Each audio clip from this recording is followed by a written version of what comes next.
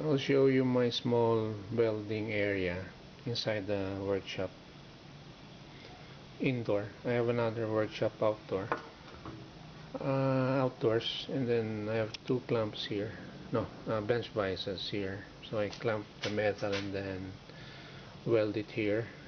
See, there's still a sign of burning. I have another bench vise over here. So sometimes I have to hold a long piece of metal while welding, so I clamp it here and then clamp it there. Now, as you can see, this is made of wood, so the remedy is just to get a tray you can get from a baking supply store used for baking cakes. So just place your metal there, and then to protect the wood you weld somewhere here,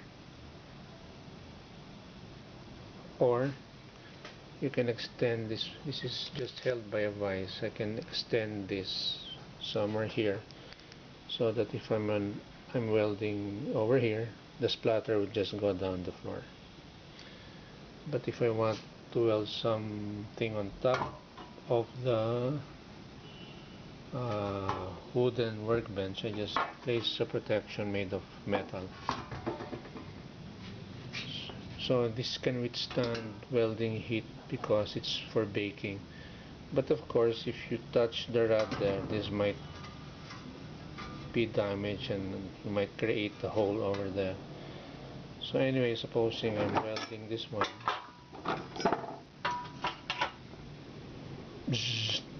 the wood is protected by this baking tray, so that it won't move. I just clamp it here.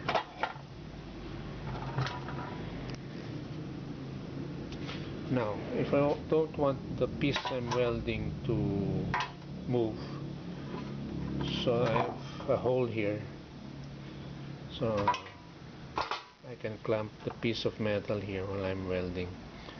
So I intentionally made this hole so that I can insert an F clamp, so that I can clamp the metal piece I'm working on over here, or maybe clamp it there so it won't move as I weld, and the splatter will just go here. Now if the splatter would reach somewhere here, just cover that area with another piece of thin sheet metal, so the wood would be protected. But here I forgot to cover it. I welded something here, so see, there's a burn mark over here. Anyway, this is just scrap wood where I placed my bench vise. I can easily replace this later. But that's what happens if you don't cover the wood. It gets burned like that if your welding is somewhere here.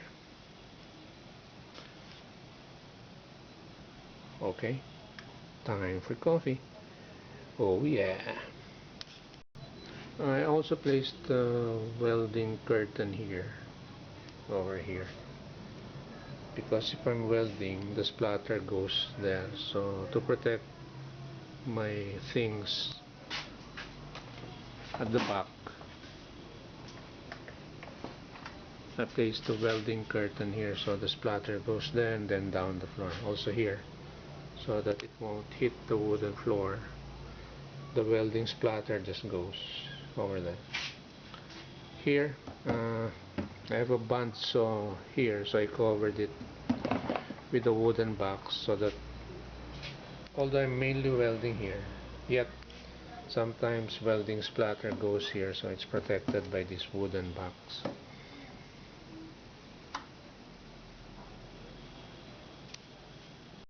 The welding curtain is constructed easily. Just make a frame and then put caster wheels so that you can move it around.